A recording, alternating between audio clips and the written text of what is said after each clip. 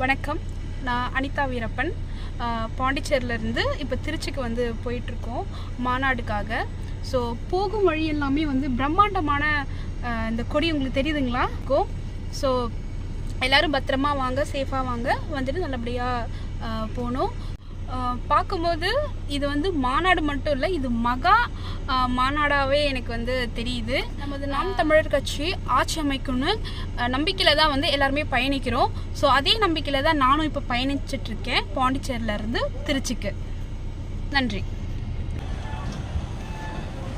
வணக்கம்.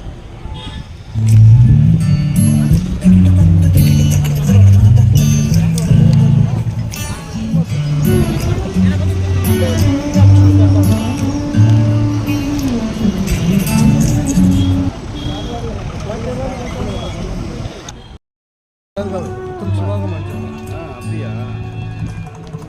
नहीं बाहर मत जाएंगे हम लोग।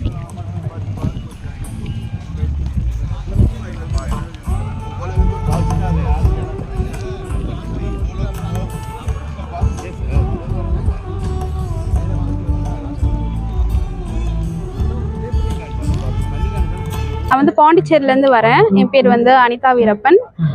ஃபர்ஸ்ட் டைம் வந்து நான் மாநாடு, திருச்சி மாநாடுக்கு வந்திருக்கேன்.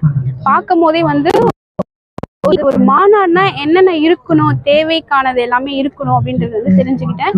ப்ளஸ் எனக்கு ஆரம்பத்துலேருந்தே வந்து சீமான் சாருடைய அவருடைய கொள்கைகள் பற்றி எனக்கு ரொம்ப இன்ட்ரெஸ்டாக இருக்கும். இவர் மூலயமா தான் நான் வந்து கொஞ்சம் நம்ம ஜென்ரேஷன்லாம் பற்றி தெரிஞ்சுக்கிட்டேன்னு வச்சுக்கோங்களேன். இதுவரைக்கும் கட்சி மாநாடு இல்லாமல் இந்த 2026 புது பாய்ச்சலோட இப்படி ஒரு பிரம்மாண்டமான மாநாடு ஏற்பாடு பண்ணியிருக்கிறாங்க.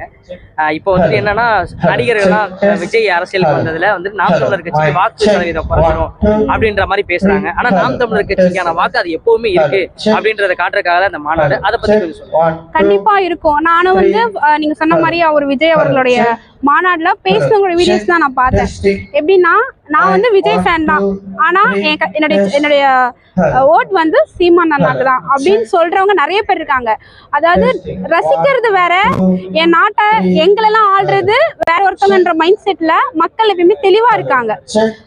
பிரியும்னா மேபி புரிதல் இல்லாத ஆட்கள் வேணா பிரியலாம், தவிர்த்து ஆரம்பத்துல இருந்தே அடிப்படையா என்னென்ன விஷயங்கள், ஒரு தேர்தல்னா எப்படி இருக்கணும், மக்கள் எப்படி கொண்டு போகணும், யாருடைய வழிகாட்டல், இது எல்லாமே உணர்ந்தவங்களுக்கு வந்து கண்டிப்பா சீமான் அண்ணாவுடைய வேல்யூ தெரியும். 117 பெண்கள் 117 ஆண்கள்னு அண்ணன் வந்து சரிபாதி இடம் கொடுக்கறத. ஆமா, இது மாதிரி வந்து வேற எந்த ஒரு இதுலயுமே வேற ஒரு